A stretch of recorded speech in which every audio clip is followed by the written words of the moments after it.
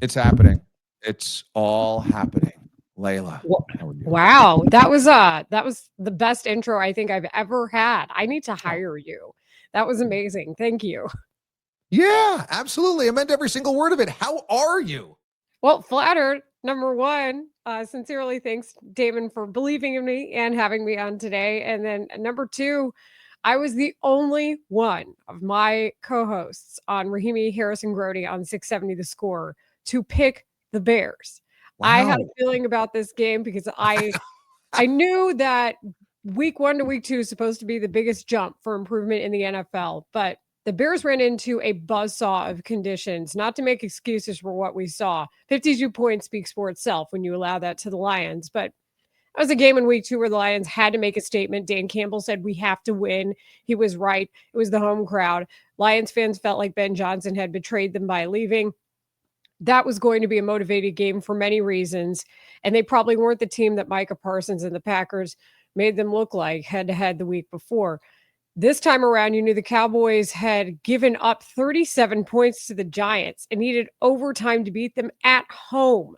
That said everything I needed to know to think that this was a really good opportunity, especially for the Bears at Soldier Field to strike. And that's exactly what happened today. I mean, this is by far Caleb Williams' best game. What was the difference today in his command and his decision making? What did you see that was so different than what we've usually seen from him? Well, a lot of the intangibles, for one, I would like to start with those because sometimes we don't get to.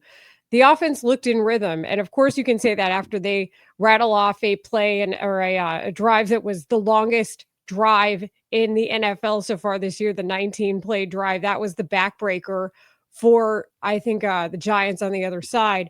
But additionally, it was the rhythm. You know, in that drive, you could tell especially that there was an offensive rhythm to it. That is not something that we've been able to say in Chicago for years. And it was a little bit discouraging seeing the Bears offense go 3 and out to start. I wanted to know how they were going to respond off of a turnover. They were able to drive down the field and we saw the flea flicker, and that was a lot of fun. Get the big home run ball, and then they get points and a touchdown at that off of it. But you saw what the Bears were able to do when it came to the philosophy of Ben Johnson saying make the same things look different and the different things look the same. And QB1 was a big part of it. I think Williams did a good job with the cadence. I think you could tell the rhythm was there as far as how they felt like they were establishing people. And also there were a lot of people just eating today offensively when it came to the tight ends getting into the mix. You know, Colston Loveland targeted before he unfortunately goes down. We saw Kyle Monangai get more defined carries. We saw DJ Moore being used in a multitude of ways out of the backfield and also, of course, as a receiver. For him to catch that touchdown on that drive, I think was very culminating and part of, I think, what really stood out to me. But all of it starts, as you know, with the quarterback. And you could also tell there was that rhythm as well, and that being in sync with Drew Dahlman, the center. There were so many issues for, I'd say, the last 3 years with centers here. So you can really see how that is helping Caleb Williams, I think, grow and mature in this offense. You know, you brought up the game last week against the Lions, kind of the perfect storm. The Lions really had to win that game.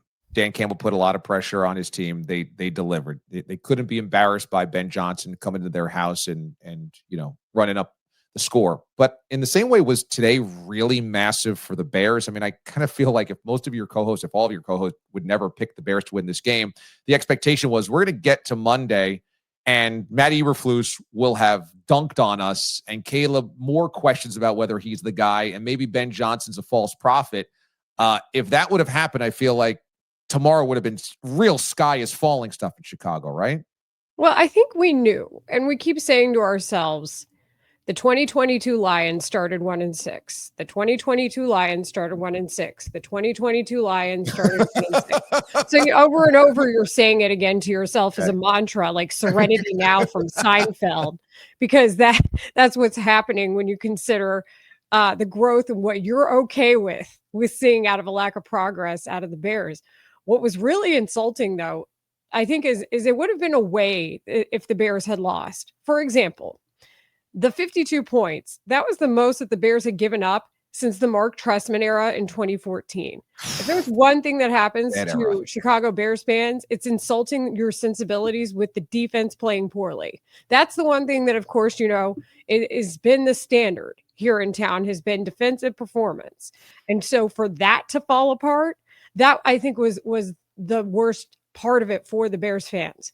Say CeeDee Lamb is healthy, and this is the Dak Prescott, Jake Ferguson, and CeeDee Lamb show as it turned out to be, at least for Ferguson.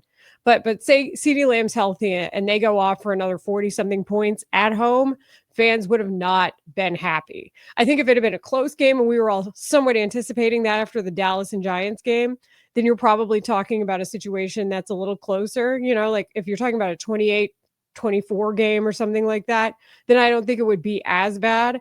But if Dak Prescott and that offense had cooked again, Bears fans would be very mad.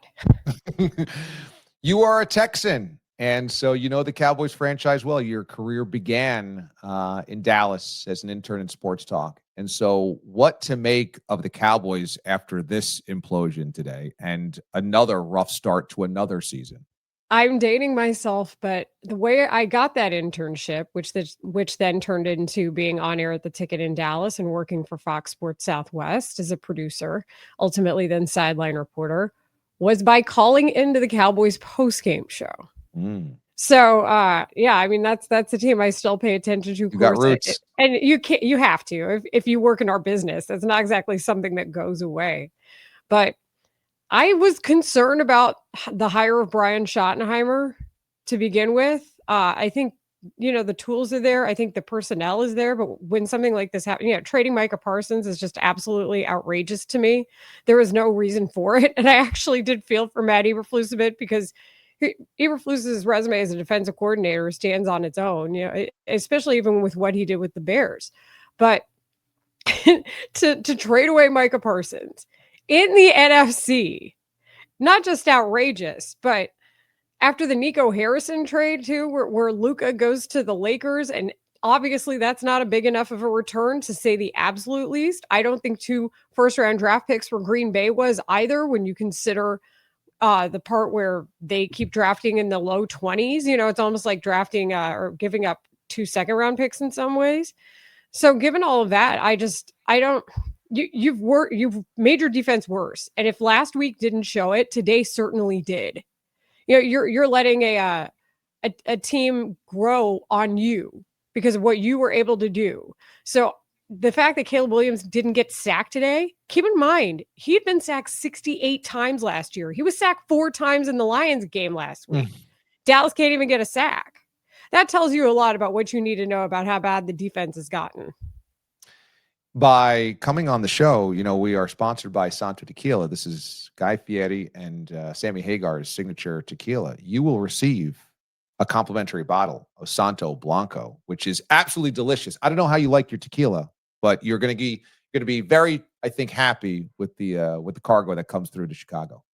I'm very excited about that, and this is the closest to the Cabo Wabo I'm going to get anytime soon because it's football season, and we don't take time off in football season much. So I'm pretty excited. Very good. I thank you very much. Hey, you got the Cubs in the postseason. Little juice in Chicago for October baseball over at Wrigley.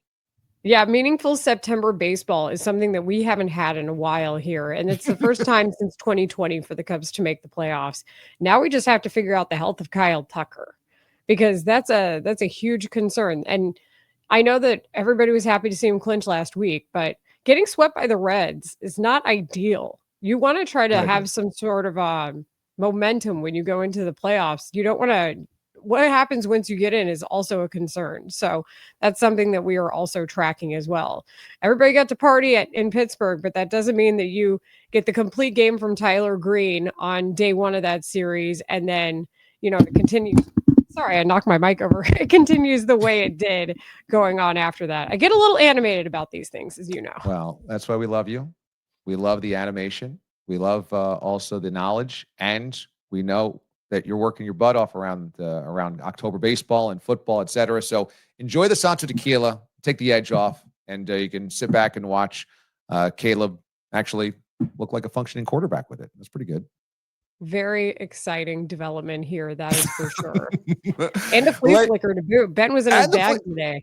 Well, yeah, by the way, a little risky, especially as the throw back to Caleb goes like 8 feet in the air. It looked like he was fielding a punt.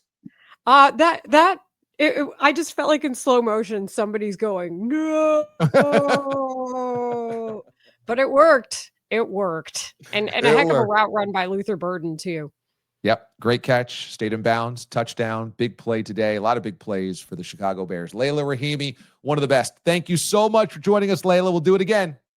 Thank you, Damon. This is fun.